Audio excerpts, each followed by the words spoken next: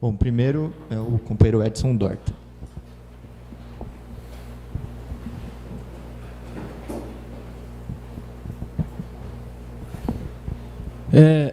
Acho que até terminando o que você falou do Congresso do Povo, que foi realizado a plenária nacional da Frente Brasil Popular nesses últimos, na quinta e na sexta-feira. A gente participou da plenária e a gente percebeu exatamente isso que você colocou, que meio que jogou um banho de água fria no pessoal que achava que não ia ser essa condenação de 3-0, ia ter mais alternativas do que ir para um enfrentamento que está mostrando necessário na situação política, né? Até a questão da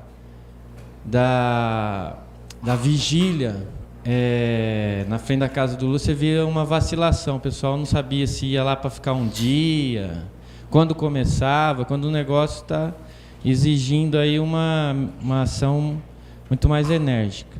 Em relação, eu ia fazer uma pergunta que também eu vi lá uma confusão muito grande e que aparece nos debates, tanto nos comitês e nos comitês de luta contra o golpe, e também apareceu lá na Frente Brasil Popular,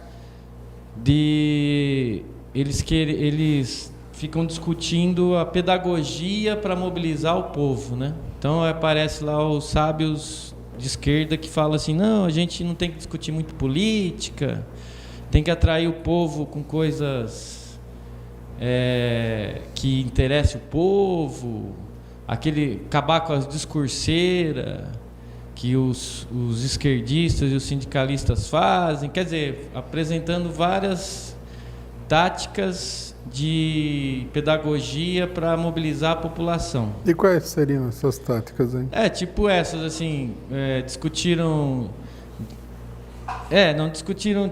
tem esse negócio de também esconder partido, tem um monte de coisas que você vê que é aquela esquerda pequeno-burguesa que não quer ir para o centro do debate. E também a gente percebeu que eles fogem da discussão do golpe, porque vem o pessoal do PCdoB, fala que tem que apresentar um programa para a população. Aí o programa tem que dar vazão para a eleição de 2018. Então eu queria que, até mais que a gente já fez esse debate aqui na análise, mas eu acho que esse momento é importante da questão da palavra de ordem, né?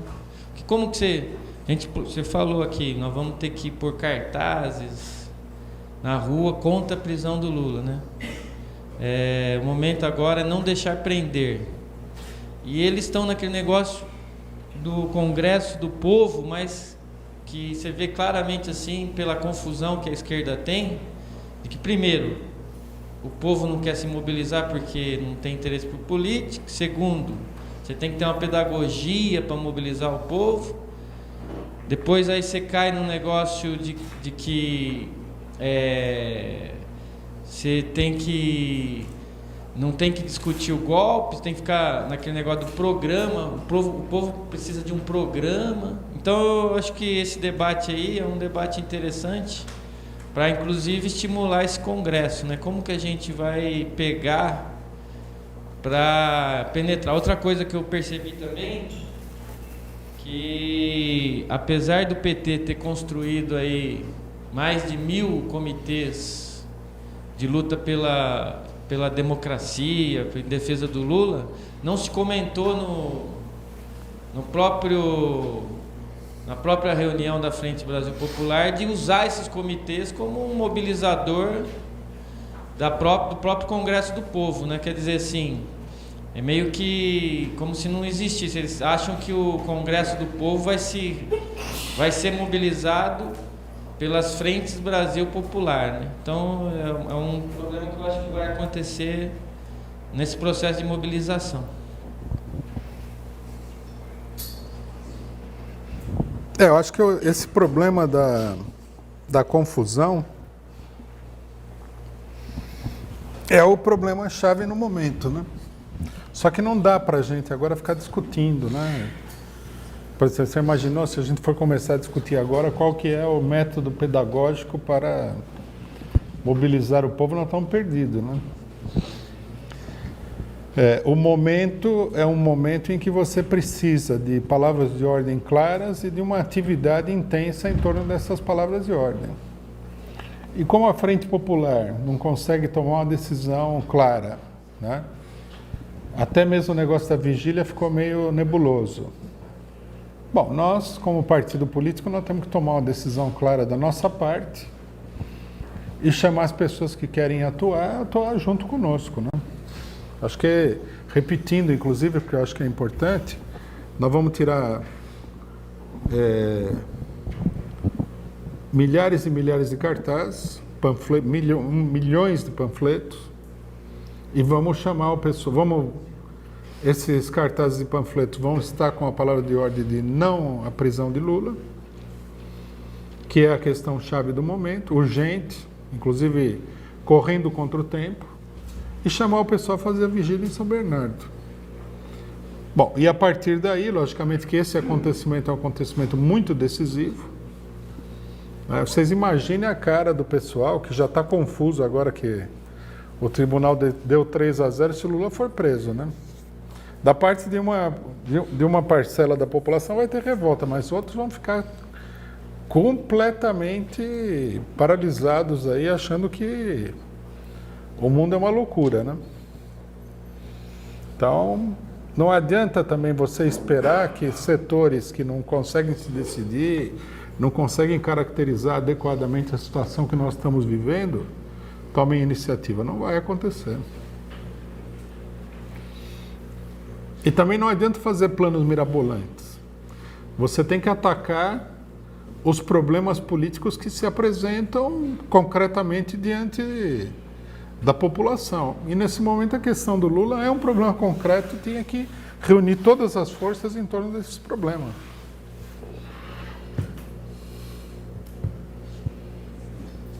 Rui, você falou de uma aliança entre PSB, PDT e PCdoB, né?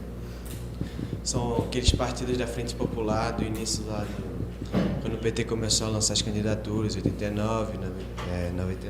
Não, o PDT não estava nessa aliança em 89, só o PSB. Ok. Enfim, e esses partidos cada vez mais eles estão mostrando que são oportunistas, né? Partidos da burguesia com verniz esquerdista, etc. E aí eu queria saber se isso comprova, fortalece ainda mais a tese que foi lançada em 89 pelo partido, né? Que a gente falava que a aliança do PT com esses partidos aí ia só levar o PT para a direita do regime, né? Ingressar dentro do partido, né? Do regime burguês e tudo mais. E outra pergunta é que eu queria entender mais essa questão do Equador.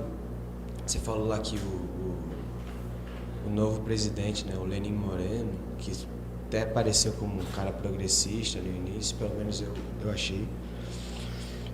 Começou toda essa política contra os setores nacionalistas do próprio partido dele.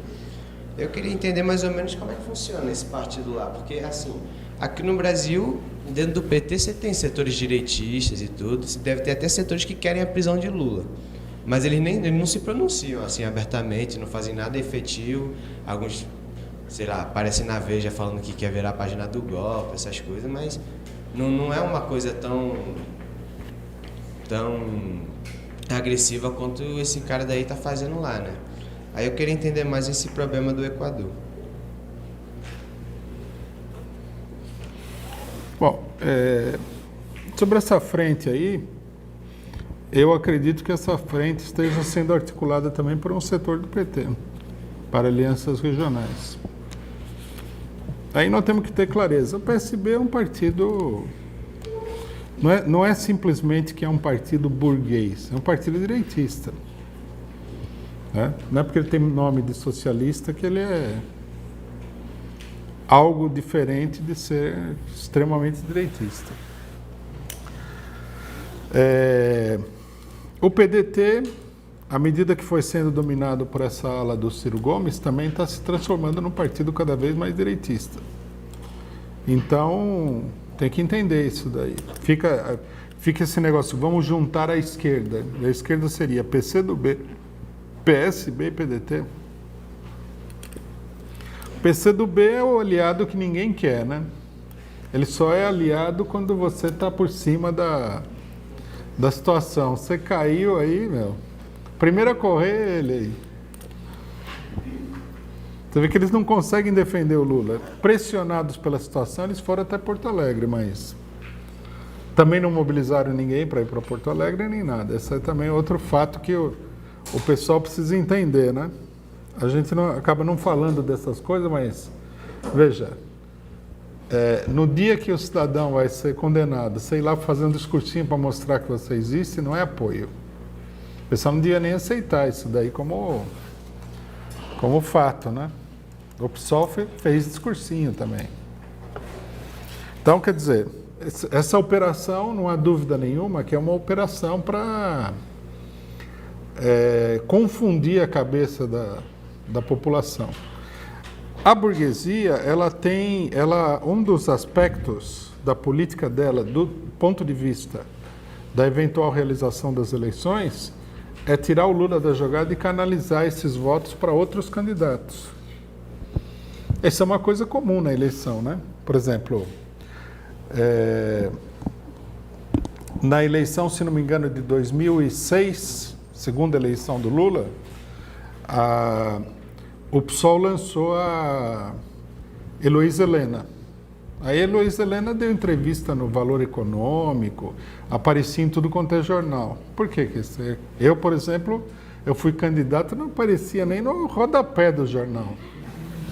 Por que tanta onda com a Heloísa Helena? Vai dizer que a Heloísa Helena é uma figura poderosa. Não se trata disso, tem nada a ver. Eles estavam fazendo propaganda, para dizer a expressão correta, fazendo propaganda eleitoral da Heloísa Helena para ver se ela roubava voto do Lula, né, naquela eleição, para promover um segundo turno, apesar de que eles achavam também, a burguesia achava que ia ser muito difícil ganhar do Lula, não estava dado ainda ganhar do Lula. Depois lançaram a Marina Silva, dissidente do PT, que é uma pessoa extremamente oportunista, todo mundo sabe, desde a época do PT. Todo mundo sabe também que ela é apoiada pelo Jorge Soros, né? Até tem matérias aí em órgãos de imprensa da esquerda que falam assim, mas por que o Soros apoia a gente de esquerda? Para manipular a eleição. Por que seria? Ele não quer eleger a Marina Silva, ele quer eleger o Serra, o Alckmin, o Aécio Neves. E ele usa a Marina Silva para manipular a eleição.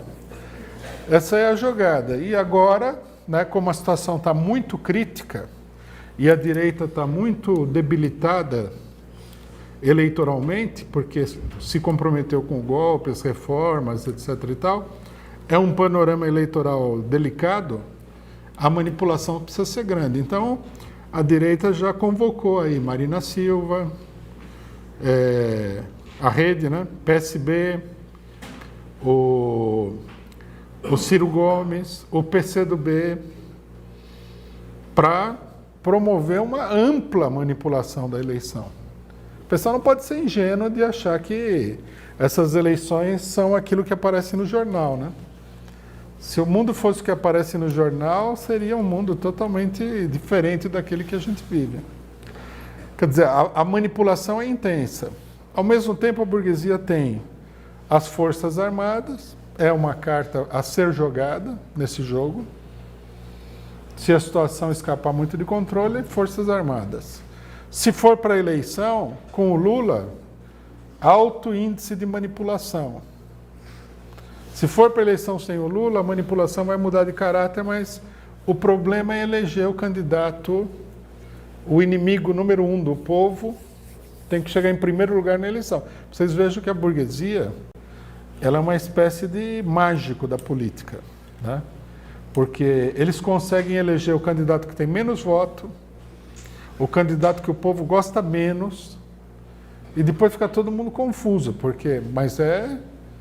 nós temos que entender que nós estamos diante de uma classe social poderosíssima, Nós temos discutido no curso sobre o imperialismo, o poder real da burguesia, que a maioria das pessoas não calcula, o nível de centralização econômica e política que eles têm, né?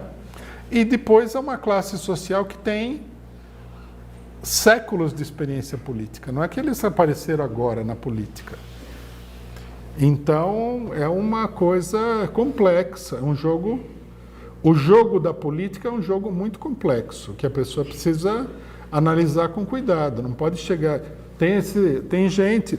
O Ciro Gomes tem o exército de robôs dele, mas tem gente que acredita mesmo que ele é um candidato popular, que ele é nacionalista, que se ele fosse eleito, às vezes seria até melhor do que o Lula. Essas coisas, tudo é bobagem. Isso é tomar a realidade pela aparência, né?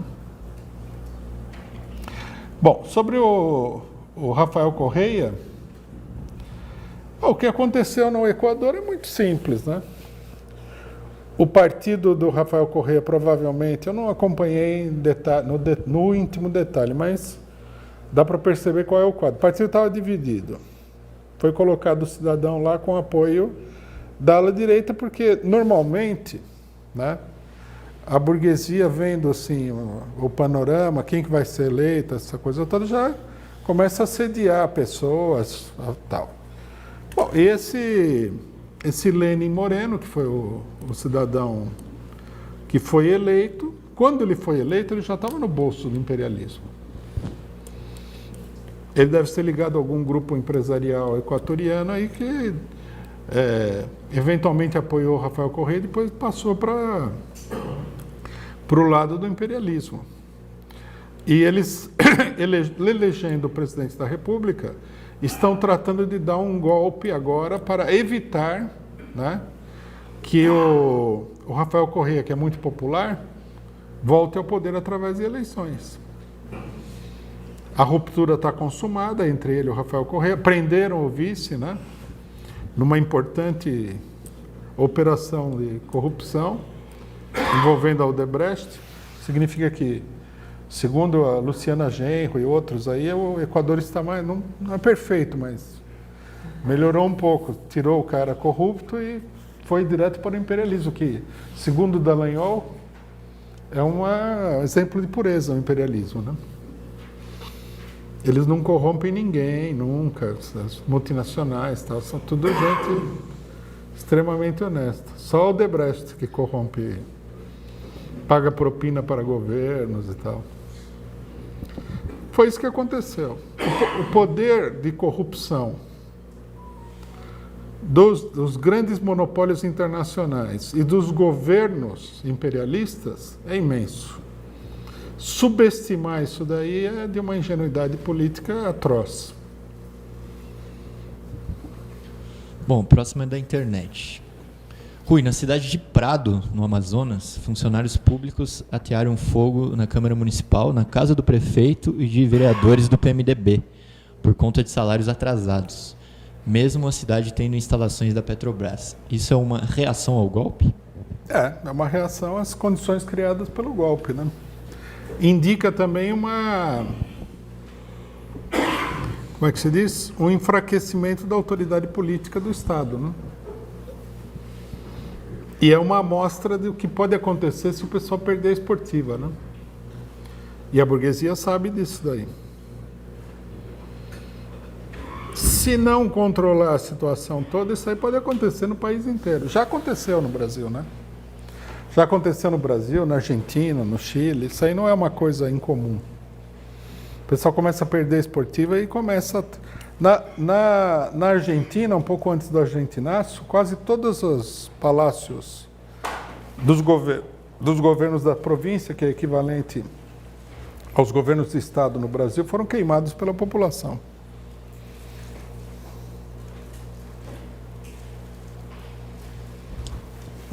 Olá, boa tarde a todos. Rui, o Mélenchon, que é aquele esquerdista que perdeu as eleições para o Macron, né? Ele fez um vídeo, eu acho que o vídeo que ele fez de apoio ao Lula e às esquerdas, né, dizendo que tem que ter união, né? para combater, foi muito mais claro do que a maioria dos partidos aqui que se diz esquerda costumam divulgar, né, em seus comentários, suas matérias. E ele diz que a cada vez que a esquerda se divide, o imperialismo, os americanos, eles se fortalecem na região, né? Que é o que está acontecendo agora aqui na América Latina, né? Então eles já conseguiram isso no Chile, o Equador aí do Rafael Correa, que é um cara, o cara é lutador, aquele ali eu acompanho ele no Facebook. O cara de madrugada, o cara está na rua em cima de um caminhão, na periferia, gritando para orientar a população que tem que votar não nas 7 perguntas lá. 7 vezes não, a campanha dele. Porque vai tirar direitos da população e também vai tirar ele da candidatura, né, futura para presidente. E o cara é de noite, nas pequenas rádios, nos canais de internet. Quem tiver a oportunidade de acompanhar ele no Facebook, vocês vão ver que o cara é incansável, debaixo de chuva. E o cara só para parar ele, que eles tiveram que atacar o carro do cara, depredar o carro dele todo, a caminhonete, para poder parar, porque o cara não para, o cara é incansável. Então, eu acho que é o que falta aqui, né? A gente devia seguir o exemplo dele, né? O que você falou do carro de som, e sair aí denunciando o golpe, e eu acho que é o que falta aqui. Também queria falar da Venezuela, que o Tillerson, né, que é ligado a Chevron, né, que é a empresa americana de petróleo, que diz que devia intervir na Venezuela com um golpe militar, né? E você vê, no mesmo dia já vai os generais lá dizer que lá não tem essa conversa de golpe militar, não, que eles apoiam o governo, né? Totalmente diferente do que aconteceu aqui no Brasil, que ficou todo mundo escondidinho, né? O exército, né? Esse exército meia boca que a gente tem, ficou escondidinho, e quando sai para falar alguma coisa é para ameaçar o povo, né? Com intervenção, né? E eles também estão lançando agora uma criptomoeda, né? A Venezuela, atrelada ao petróleo, né? E para tentar aí se desvincular um pouco da dependência dos Estados Unidos e de outros países imperialistas, né, que estão dificultando a comercialização dos produtos venezuelanos. Então, eu acho que o que eu queria te perguntar é o seguinte: as pessoas, eu acho que é difícil, né, delas entenderem o que está acontecendo no planeta em si, né? Fica muito restrito aqui com a luta do Brasil, ninguém fala muito do que está acontecendo lá fora, mas está tudo interligado. O negócio é passar o rodo geral aqui na América Latina e não vai ficar pedra sobre pedra. Seremos jogados a uma miséria extrema. Eu acho que vai ser uma miséria que vai ser uma coisa que nunca aconteceu. Eu acho que só em épocas de guerra, né, de guerras mundiais, que vai se ver tanta miséria como vai ser gerada aqui no Brasil e na América Latina em si, né? E uma forma de condenar o povo à escravidão eterna, né? Eu acho que as pessoas não estão se mobilizando. Eu tenho várias camisetas que eu coloco a minha opinião política, né? Tenho camisa com a cara do Temer, do Aécio, do Moro, é golpista, é canalha, e vou no shopping, vou na feira, vou no mercado, eu não vejo ninguém, nem com um folhetinho, um adesivo, nada, ninguém se declara politicamente. Acho que isso é tão vergonhoso, é tão... Entendeu? Aí eu coloco no meu Facebook que eu fiz uma camisa 2018 sem Lula é guerra, com a foto dele aqui, né, com aquele bonézinho do Che Guevara. E eu coloquei no meu Facebook e nas outras páginas, né, de apoio Lula, PT, a Esquerda Unida e tal, que tem 100, 200 mil seguidores. Eu coloquei lá, e aí, povo, quando é que vocês vão tomar vergonha na cara e se declarar publicamente? Eu já tomei vergonha na cara. Estou aqui no shopping, no Anália Franco, shopping dos Coxinha, estou aqui esfregando na cara deles, eles olham com uma cara assim meio de desprezo e eu dou uma encarada. É isso que tem que fazer, meu. Tem que ser assim, tem que colar cartaz, tem que usar camiseta. Você não tem uma Rede Globo para ficar falando a sua opinião política, põe na sua camiseta. Entendeu? Só não põe no carro porque a gente já sabe o que acontece, né? Então, eu acho que falta isso. Falta isso de todo mundo aqui, ó, de todos nós aqui, ó, sair na rua e dar, entendeu? Mostrar, não tem que ter medo. E já faz mais de 2, 3 meses que eu faço isso, ninguém nunca teve coragem de falar para mim nada. Ninguém tem coragem de falar nada, entendeu? Então, não tem que ter medo. Tem que fazer a camiseta, usar, tem que conversar com o cara da padaria, o cara do açougue, o cara do mercado, o caixa. Eu acho que é assim que você vai ganhando. Entendeu? Porque assim, eu converso com todo mundo, que eu vou onde eu vou, eu converso. Caixa, mercado, banco, qualquer lugar, na fila, eu converso com todo mundo. E as pessoas estão perdidas. Estão perdidas. Eu subi no elevador com meu vizinho ontem e ele falou que o Moro ganha pouco, é 100 mil, mas é pouco. Eu falei, meu, você não sabe nem o que você está falando. O cara falou, faz o seguinte, puxa lá caso bane Estado. E quanto que ele ganha? Pois é, né? Então, puxa lá, se você quer conhecer quem é que você está defendendo, você puxa lá no Google caso bane Estado, você coloca lá a desvio da APAI do Paraná, aí você tem as fontes lá, você vai poder se orientar, né? Mas é complicado, a gente tem que lutar com o que a gente tem, né? E eu acho que se nós temos hoje o nosso corpo livre para andar, para ir ali, a gente tem que usar ele como outdoor. E conversar, não pode ter medo, né? Eu acho que falta isso. Aí apareceu uma petista, ela falou, você fica falando que a gente não tem vergonha na cara, só porque você anda com uma camisa no shopping. Eu falei, pois é, amiga, eu estou aqui de São Paulo, já faz meses que eu ando pela rua, não vejo ninguém, nem com bottom do PT, entendeu? Nada. Parece que não está acontecendo nada.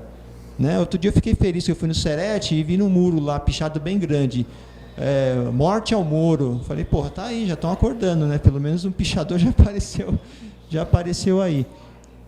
Eu acho que falta isso da gente, né? Se reunir aqui, debater e tal, mas a gente também lá fora, a gente tem que fazer a nossa parte, né? Não pode ter medo. Eu queria te perguntar se não falta isso ou é impressão minha, né? Obrigado aí, desculpa por me estender. Bom, eu acho que isso daí que você está falando corresponde a incertezas aí, confusão que tem dentro do PT. O pessoal esteve aí durante um longo período intimidado pela direita. E aí acontece também que muita gente do PT, que é de classe média, convive aí com esses coxinhas, então fica intimidado pela opinião dos coxinhas, que é expressa, em geral, de maneira extremamente agressiva. E muitas vezes a pessoa até confunde essa agressividade de um ou outro com a ideia de que essas pessoas seriam maioria, que não é fato. Então, acho que lógico, todo mundo se manifestar da maneira como pode é importante, mas para que a luta política adquira um caráter massivo, você precisa não só dessa propaganda mais individual, digamos assim, mas você precisa de um trabalho de agitação de massas. Você veja o caso de Porto Alegre. No caso de Porto Alegre, começou a coisa com vamos ocupar Porto Alegre. Se todas as organizações tivessem se unificado em torno dessa palavra de ordem, o ato teria sido um ato extremamente contundente dentro da situação política. O problema é que aí, considerações diversas, né? O pessoal fica com considerações. Eu acho que é possível que a equipe jurídica aí do Lula tenha falado que se for todo mundo para Porto Alegre, aí os juízes vão votar 3-0 e tal, aqueles cálculos totalmente sem pé nem cabeça que o pessoal faz, né? como se não tivesse uma ampla conspiração aí em movimento. Aí o pessoal acabou dispersando a mobilização. Mas o que nós precisamos efetivamente nesse momento é de uma agitação política de massas. Pegar a ideia de que é preciso lutar contra a prisão do Lula e ir em todos os lugares, né, com essa ideia aí, martelar e conseguir um resultado de massas. Veja bem, a sua pergunta me dá a oportunidade de discutir uma coisa aqui que eu acho que é importante discutir. Eu estou vendo até na internet o pessoal falando sobre isso. Muita gente se ressente da falta de reação popular, né? Não acontece isso, não acontece aquilo. Nós temos que entender o seguinte: a população não é uma somatória de indivíduos. Essa concepção da política é uma concepção equivocada.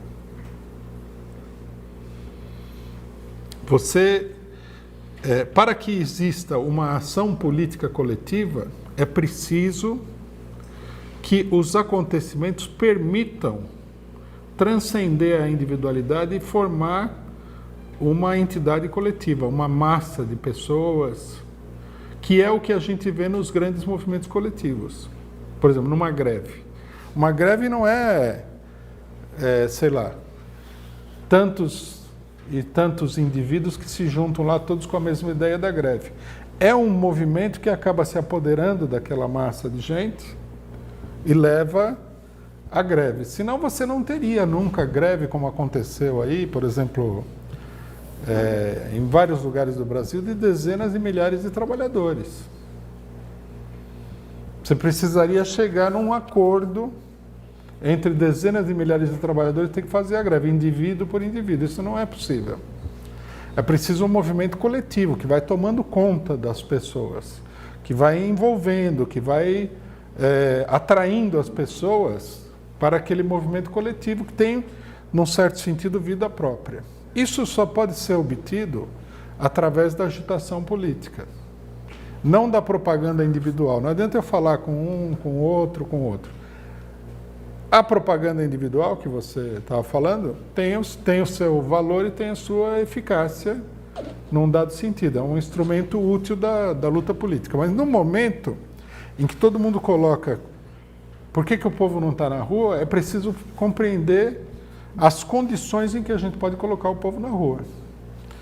E isso tem que ser feito pelo setor mais esclarecido. Esse setor tem que ir ao povo e chamar o povo a se mobilizar. Caso contrário, não vai acontecer. Pode acontecer de haver uma explosão popular, né?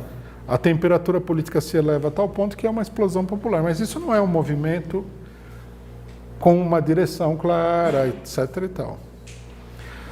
Qual que é a dificuldade nesse momento? A dificuldade é que reina dentro desses setores todos, das organizações, uma enorme confusão política, né? Nós vimos aí a intervenção do companheiro que teve aí no plenário da Frente Popular, né? Nesse plenário, o pessoal levanta lá para discutir qual é o método pedagógico para mobilizar a população. O que significa isso? Significa o seguinte, que eles não sabem como mobilizar a população, nunca viram a população se mobilizar, nunca participaram de nenhum movimento onde a população efetivamente se mobilizou e que eles estão procurando aí a quadratura do círculo. Eles estão procurando uma solução milagrosa de uma coisa que eles não entendem. Tá? A mobilização popular é uma coisa que está na experiência de todo mundo. A gente pode ver isso na eleição. Você já viu na eleição o pessoal perguntando como é que nós podemos mobilizar o povo para votar no candidato A, B ou C? Não, todo mundo sabe fazer isso aí. A eleição é uma forma peculiar de mobilização. Não é a mesma mobilização que a gente precisa para realizar um movimento popular de base. Mas é uma forma de mobilização. O que o pessoal faz? O pessoal cria um slogan, uma palavra de ordem, em geral como a eleição é uma palavra de ordem vazia, né? Seja feliz porque esse candidato faz as flores mais vermelhas. Aí começa a bater, faz música, papapá, aparece cidadão sorrindo. É uma mobilização vazia de conteúdo, mas é uma mobilização, né? Vamos transformar o Brasil num pasto para todos os asnos que gostam de ir na Avenida Paulista de camisa verde e amarela e tal. Então, é isso aí. Como é que nós temos que fazer? A mesma coisa. Nós temos que ter palavras de ordem, né? Que na eleição são slogans eleitorais, na mobilização são palavras de ordem concretas. Por exemplo, não a prisão do Lula. A palavra de ordem tem que ser simples, de forma que todo mundo entenda. E você tem que sair e levantar a discussão em torno dessa palavra de ordem. Por que tem que impedir a prisão de Lula? O que significa a prisão de Lula? Aí você usa os recursos tradicionais para a mobilização da população. Não vamos inventar o mundo tudo de novo agora, porque o pessoal está perplexo. Então você usa panfleto, cartaz, reuniões, para os trabalhadores na entrada da fábrica e faz um discurso de um carro de som, usa o carro de som, e assim por diante, picha muro. É isso que teria que se fazer. Não adianta ficar procurando aí a fórmula milagrosa. Isso que você fala de que o pessoal não se mobiliza, em grande medida é isso daí. Se você der o trabalho da mobilização, o ônus da mobilização, para o indivíduo, você cria um problema, que é o seguinte: o indivíduo, queira ou não, é fraco. Todo mundo tem opinião, não é? Toda hora que você vê, o pessoal todo tem opinião. Mas você coloca essa pessoa com opinião numa roda de bar onde está ele 4 coxinhas, o cara afina. Normal é isso daí, né? Tem cara que é cascadura e acaba brigando, quebra a garrafa de cerveja na cabeça do coxinha, mas essa é a exceção. O normal é que o cara chega e fala: "Ixi, o pessoal está bravo aqui, não vou". A vantagem, né, desse movimento que cria uma coletividade é que fortalece o indivíduo. Ele já não se sente isolado. Ele se sente como uma pequena parte de um todo poderoso. Todo mundo que vai nas manifestações percebe isso, né? Apesar de que essas manifestações ainda têm sido muito fracas, né? Do ponto de vista do conteúdo político. O pessoal se sente, né, através da unidade com várias outras pessoas que estão ali, que têm o mesmo pensamento, ele se sente forte. Então, está aí a importância da mobilização coletiva, e nós temos que desmistificar esse negócio que foi dito aí, do pessoal que está procurando, na verdade está procurando chifre na cabeça de cavalo, né? Como é que se faz uma mobilização? A resposta é simples, como sempre se fez. E ainda agora tem a internet, então você pode também martelar a mobilização na internet, tudo. Se você tiver um rádio, faz através do rádio. Se você conseguir uma televisão, faz na televisão. Todo mundo sabe como é que sempre se fez uma mobilização. Eu acho que um problema que existe aqui, né, que eu vejo um pouco na sua colocação, mas eu vejo na colocação de muitas pessoas. Na vida em geral e na política em particular, vigora a famosa lei do é preciso ver para crer, né? A lei de São Tomé, né? Quando Jesus Cristo teria voltado do túmulo, né?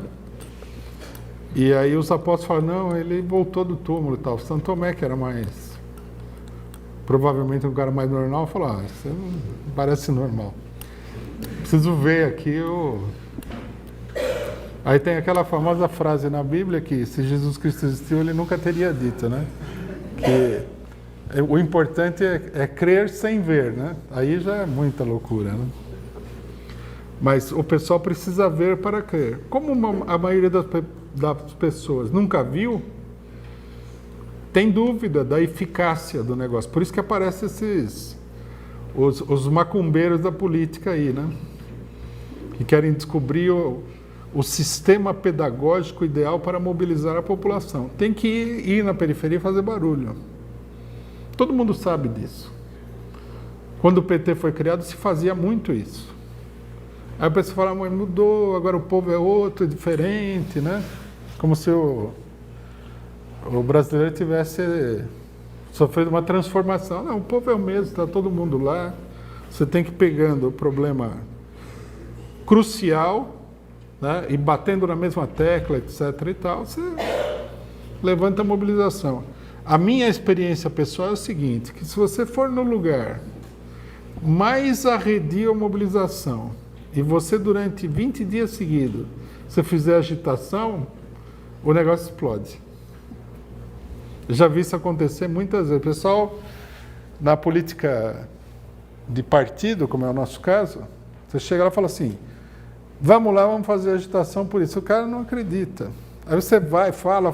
Quando você vê, o negócio está totalmente fervendo lá em ebulição. É isso que nós precisamos fazer agora.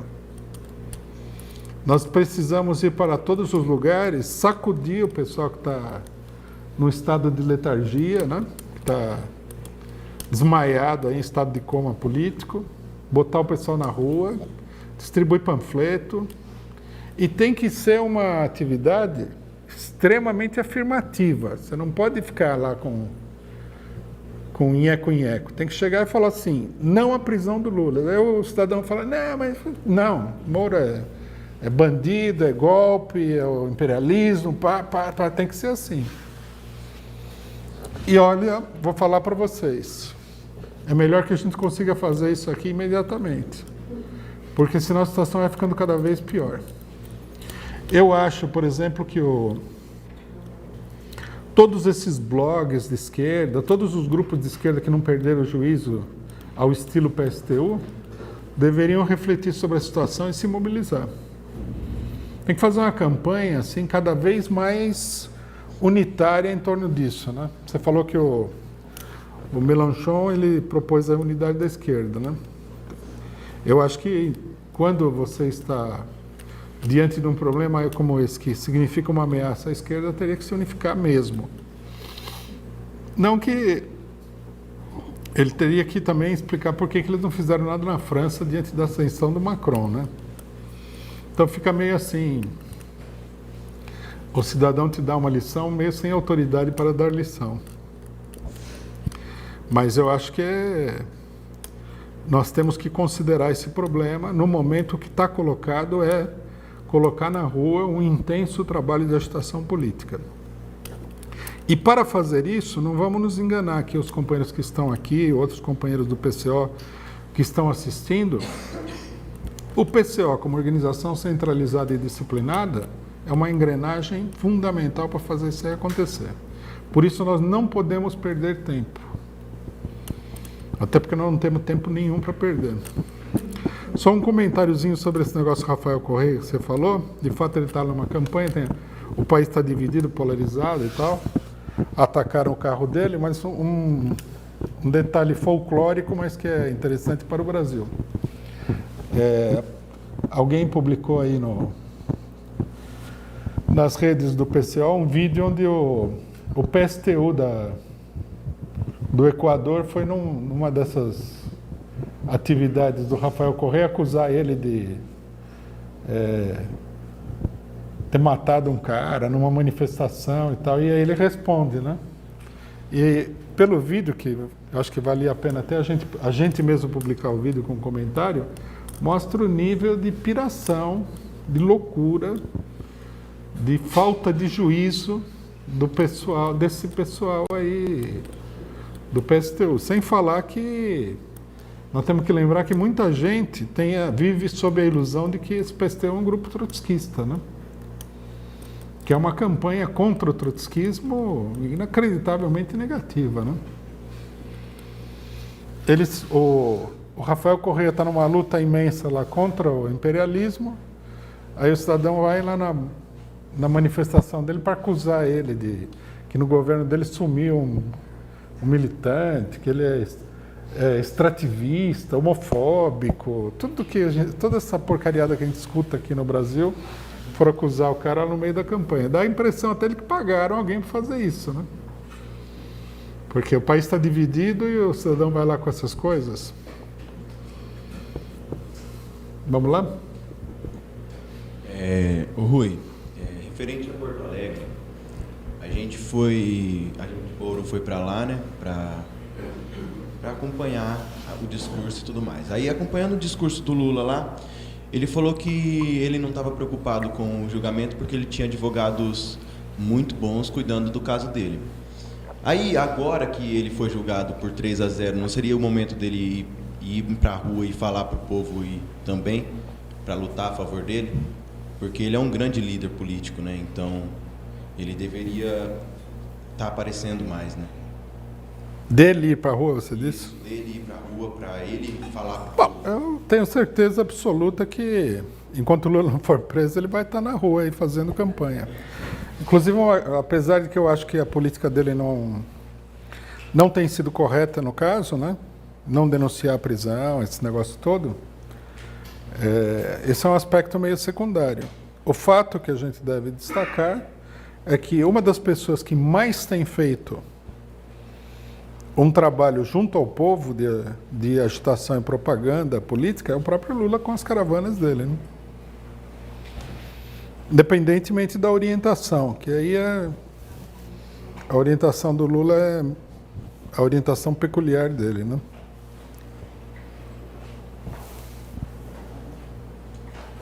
Eu queria falar sobre a minha satisfação frente ao sarro que tiraram na Lúcifer, né? Como é que ela chama lá? Como é que eles falam?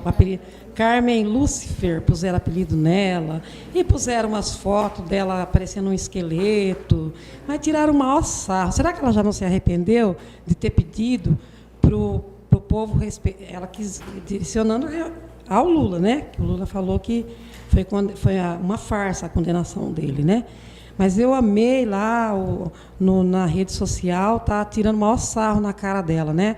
Dela e do judiciário no geral, né? Eu espero que ela se arrependa de ter pedido isso. Primeiro porque o STF, sendo o guardião da Constituição, e ter aquele crucifixo lá no STF, sendo que o Brasil é laico, é um Estado laico, né? Outra coisa que eu queria falar é qual a sua opinião a respeito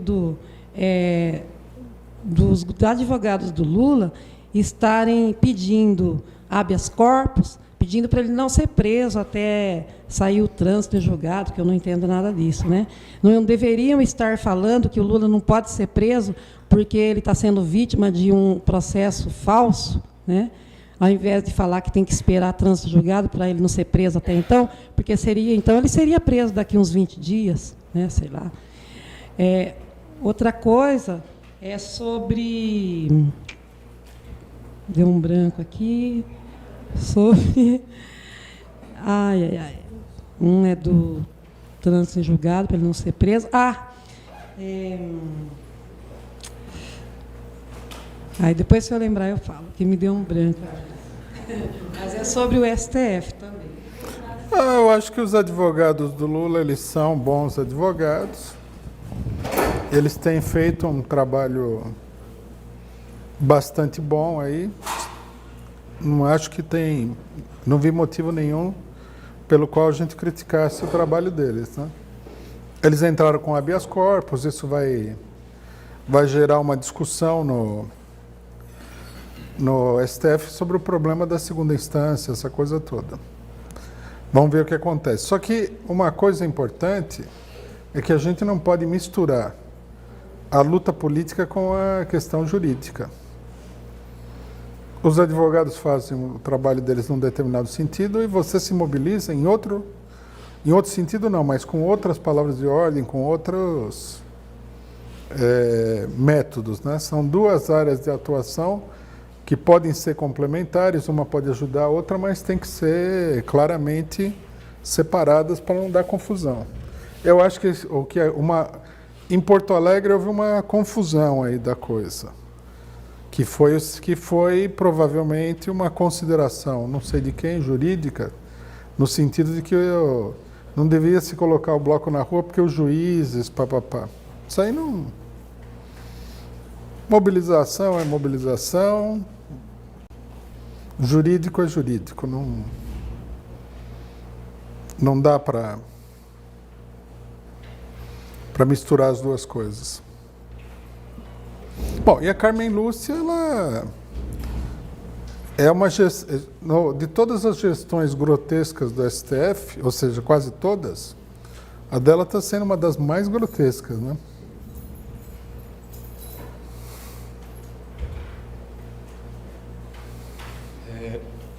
Rui, uma pergunta sobre a questão da liberdade de expressão.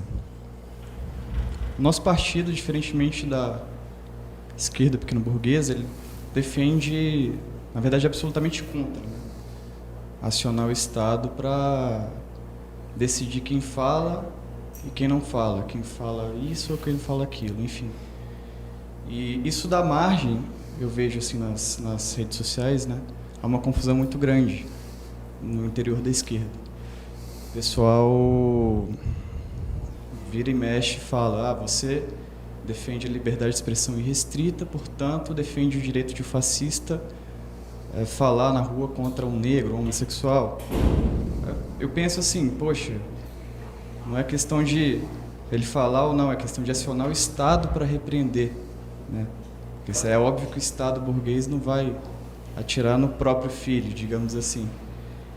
E eu defendo que deva haver uma mobilização política, né, dos setores reprimidos pelo fascismo, para combater o fascismo na força, na violência, entendeu? E isso que eu quero puxar agora uma pergunta. Vai ter, não sei se, acho que ficou bem falado aí, o bloco carnavalesco Porão do DOPS 2018, né? E o MP entrou com uma acusação e tal, enfim. Eu queria saber... Eu não entendi. Quem que entrou com uma acusação? O MP, o Ministério Público. Ministério Público. Sim. E eu queria saber, né, exatamente como a gente deve reagir a essa questão, sem cair nessa confusão reacionária da esquerda de pedir censura, entendeu? Como a gente deve reagir a esse cordão, esse bloco carnavalesco, ao fascista na rua, enfim, como a gente deve fazer como partido revolucionário. Então, isso aí é uma confusão permanente por causa de um determinado setor da esquerda, né? Que é um setor que acredita que os problemas da luta de classes podem ser resolvidos pelo Estado capitalista. Ou seja, esse setor acredita que o Estado capitalista é uma espécie de árbitro neutro diante da luta de classes. Que ele vai aplicar a lei, não sei direito como é que eles veem isso daí, mas é por aí. É uma concepção bastante burguesa e bastante conservadora. Então, a nossa questão principal, né, é a seguinte: se você chama os trabalhadores, os setores oprimidos, a confiar que o Estado capitalista vai resolver os seus problemas, você está preparando uma extraordinariamente perigosa armadilha para os setores populares. Né? Porque aí acontece o seguinte: você chama o Estado para reprimir o fascistão que falou, fez A, B ou C e tal. Aí o Estado vem e condena o Lula. Então, é o árbitro, está educando a população a se submeter, a baixar a cabeça diante do Estado. Isso é uma primeira questão. Segunda questão, você está criando uma ilusão. Por exemplo, enquanto a situação do país ela está relativamente equilibrada, nós vimos isso antes do golpe, dá a impressão de que a atuação do judiciário, a atuação dos legisladores, ela é uma atuação democrática. Não aparece tanto o caráter ditatorial e arbitrário disso daí. Mas assim que a situação começa a ficar turbulenta, você vai notar que o Estado vai agir sistematicamente contra os oprimidos. Então, você está criando uma armadilha. Você fala para a mulher, para o movimento organizado de mulheres, para o movimento de homossexuais, etc., que tem que confiar na lei, no Estado, a deputada vai aprovar a lei, o cara vai cair numa armadilha porque essas instituições nas quais ele está depositando uma esperança vão se voltar contra ele. Então, quer dizer, toda essa campanha que é feita, ela fortalece o Estado burguês e coloca, né, os oprimidos, de um modo geral, a reboque do Estado burguês, quando a gente não deve alentar nem minimamente nenhuma confiança das massas no Estado capitalista. A gente deve dizer o tempo todo que o Estado capitalista é o Estado dos inimigos. Bom, a experiência de luta contra o fascismo, ela já mostrou que você chamar a polícia para controlar os fascistas é uma coisa grotesca, porque no final das contas a polícia vai defender os fascistas e vai atacar você. Então, qualquer iniciativa nesse sentido é uma iniciativa para semear a mais completa confusão, preparar uma armadilha, uma arapuca para o movimento. Por isso que a gente tem se oposto sistematicamente. O fascismo, bem como a direita, a extrema-direita em geral, tem que ser combatido através da organização popular. Os interesses de todos os setores oprimidos têm que ser defendidos por eles mesmos. Não quer dizer que você não possa eventualmente aprovar uma lei. Tem lei trabalhista, defende numa certa medida, não é nenhuma garantia de nada e nenhum milagre. Defende o interesse do trabalhador numa certa medida. Mas você pedir, né, que a repressão do Estado atue em favor dos oprimidos é uma coisa totalmente absurda. Né? É isso que nós combatemos. É preciso se organizar. As mulheres não vão se emancipar através dos juízes, procuradores e da polícia militar. Isso aí, quem acredita nisso aí está sofrendo de um processo assim de loucura total. Ou não parou para pensar que quando você aprova uma lei, a lei é juízes, procuradores e polícia militar, não parou, e presídios. Acho que ele pensa que a lei é uma coisa com um milagre assim de filme, né? Aparece uma luz azul assim, toca uma música e resolve o problema. Esse é o problema. Os fascistas, eles têm que ser confrontados com a organização popular. É simplesmente isso. A gente tem falado sistematicamente. O MBL ameaçou recentemente, não sei nem o que aconteceu, de invadir uma Câmara Municipal no Paraná lá que estava fazendo não sei o quê. Tem que ir lá e botar para correr. O que a gente vai fazer? Chamar a polícia? Lógico que não. Chamar a polícia é capaz de você apanhar e o MBL impedir a atividade. Agora eu li uma notícia que o pessoal estava fazendo um filme sobre o Marighella, a direita ameaçou de ir lá ocupar o set e tal. Daí fizeram a melhor coisa que eles poderiam fazer. Chamaram movimentos de esquerda a defender o filme e foram lá, pronto, parou os fascistas. Isso é importante por quê? Porque fortalece a própria organização do povo contra o fascismo. Se você chama a polícia, você não está se organizando para lutar contra o fascismo. O caso do bloco é a mesma coisa, né? Eu acho que é bem provável que esse bloco seja um blefe, né? Aí vem o Ministério, proíbe, ele fala assim, se não proibisse, a gente sairia com 700 milhões de pessoas e tal. Mas eu acho assim, não tem que chamar o Ministério Público, tem que botar o pessoal para correr. Se eles gostam de porão de ditadura, então vamos mostrar um pouquinho de porão de ditadura para eles também, para ver se eles gostam mesmo, né? É um pessoal, a direita é truculenta, troglodita, né? Eles ameaçam usar a força, na hora que você vai lá dar uns cascudos na orelha deles, aí eles ficam chorando, nem aconteceu em Pernambuco, nossa, olha o pessoal, olha. Hoje eu vi uma matéria na Folha, no Estado de São Paulo, Folha, não sei, não, Globo, que falava o seguinte, né, que manifestantes no avião hostilizaram o Gilmar Mendes, depois hostilizaram a Gleisi Hoffmann e tal. Então eles falaram o seguinte, aí o Gilmar Mendes entrou com um processo, papapá, falou, é assim que tem que ser, porque isso daí é a barbárie, atinge todos os lados e tal. Quando os coxinhas estavam impunemente atacando todo mundo, ninguém falava nada. A hora que eles começaram a apanhar, aí o jornal falava, tem que parar com isso e tal. Por que tem que parar? Porque a probabilidade hoje é que a direita levanta a cabeça e apanha, né? Como tem acontecido em muitos lugares. Um ano atrás não estava assim, não. Era a direita que ficava perseguindo todo mundo. Você vê? O fato de que o pessoal tenha reagido foi eficaz para abaixar, temporariamente, né? Abaixar a crista dos direitistas aí. Aí, por enquanto, os direitistas ficam rosnando aí nas redes sociais, né? Por exemplo, no chat aqui da nossa análise está cheio de... Os direitistas, eles montaram aí um esquema para atacar a análise, né? Então, por enquanto, eles estão rosnando aí, né?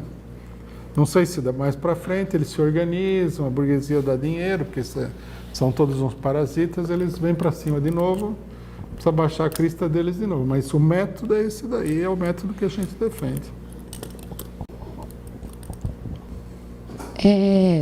Partindo dessa ideia de não fortalecer, né, as forças repressivas e não fortalecer a direita, você sente na esquerda assim uma ilusão completa de que pacificamente o Lula não vai ser preso, que agindo pacificamente as coisas vão voltar ao normal. Isso aí houve na plenária da Frente Brasil Popular, quando a gente falou que somente uma mobilização revolucionária pode garantir que o golpe seja derrotado e tudo mais. Então, assim, é um frio na barriga de uma parte da esquerda quando houve isso daí muito grande, né? E o método dessa esquerda é fazer, por exemplo, e aí eu queria que você comentasse, o fato de que estão, aquele otimismo, né? Pelas vias institucionais, colocando nas redes sociais que a ONU pode intervir no caso Lula. Como se a ONU fosse aquela instituição que, nas guerras, né, entre os Estados Unidos, o imperialismo vai lá e financia as guerras e ela vai lá. Então, assim, eu queria que você comentasse um pouco essa ilusão, esclarecer um pouquinho a relação com a ONU, né? Eu acho que o problema é o seguinte, não é uma mera ilusão, né? Quer dizer, é uma ilusão, mas como é que funciona? Há uma preferência, há uma esperança do pessoal de que as coisas se resolvam por aí. É um desejo, mais do que uma ilusão. É uma ilusão que é alimentada por um desejo. O pessoal gostaria que se resolvesse assim. Então, eles ficam procurando esse negócio. A política correta seria, na verdade, o seguinte: você faz tudo o que você puder no terreno institucional. Você arruma advogado, você apresenta moção no Congresso Nacional, você entra com processo em todas as instâncias nacionais e internacionais, mas você tem consciência de que o importante é a mobilização popular. Muitas vezes acontece que você faz uma ampla mobilização, a burguesia assustada com a possibilidade de perder o controle da situação, muda a política e chega num acordo. Acontece, é uma realidade. Então, precisaria se saber qual é a força motriz dessas mudanças. Por exemplo, num dado momento o regime político burguês aprovou a CLT, mas aprovou por quê? Porque as lutas operárias já tinham mostrado que não ia ter sossego enquanto não existia a possibilidade de conciliação social sem aprovar essa legislação. Foi forçada pela situação. Porque se a burguesia não fosse forçada, ela jamais aprovaria isso. Então isso deveria ser um senso comum na esquerda. O que acontece aqui? A burguesia de conjunto, né, liderada pela direita, quer botar o Lula na cadeia. Se eles vão ou não vão botar o Lula na cadeia, se eles vão ou não vão permitir que ele seja candidato, vai depender dessa questão que é a questão-chave em todo momento, a relação de forças. O pessoal, pelo relato que eu ouvi ontem da reunião da Frente Popular que vocês foram, o pessoal não tem a clareza de que o mundo funciona assim. Eles estão com a cabeça em outras coisas.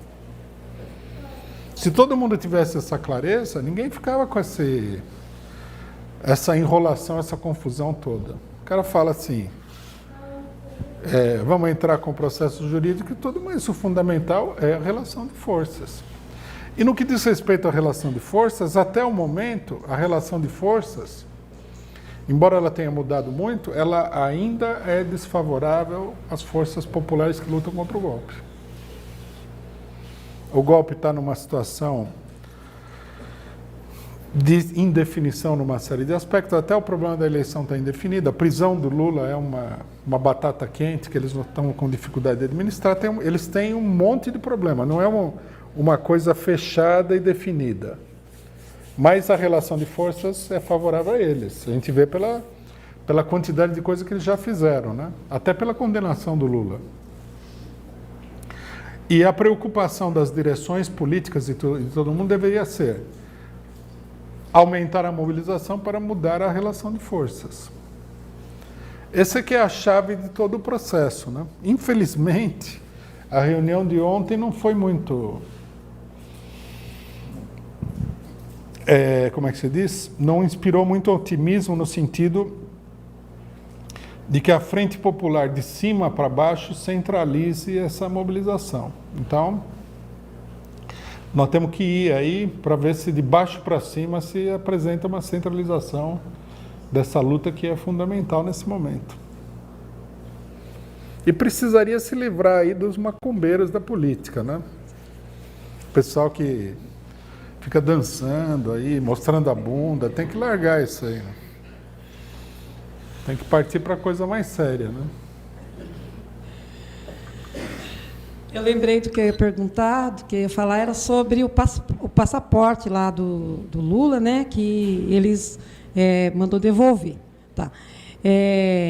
Alegaram que tomaram o passaporte dele, alegando que ele tinha sido favorecido com a compra dos caças lá, né, pela Suécia, sendo que esses caças tinham sido quem iniciou comprando foi o Fernando Henrique e concluiu no governo Lula, né? Bom, se foi ilegal ter tirado o passaporte do Lula, por que então agora vai ficar por isso mesmo? Os advogados não vão entrar com processo por danos morais, por exemplo? Como qualquer um de nós podemos entrar, né? Com... Eu sou favorável a entrar com o processo por danos morais. Sou favorável a entrar com todos os processos, ganhando ou não. O negócio do passaporte não é que foi uma ilegalidade. É